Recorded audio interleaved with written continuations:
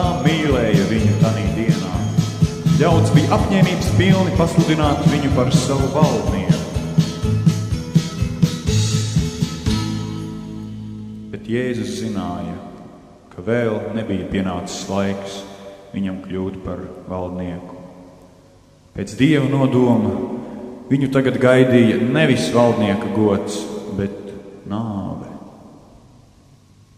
Viņš to mums bija stāstījis, bet mēs to vienkārši nespējām aptvert.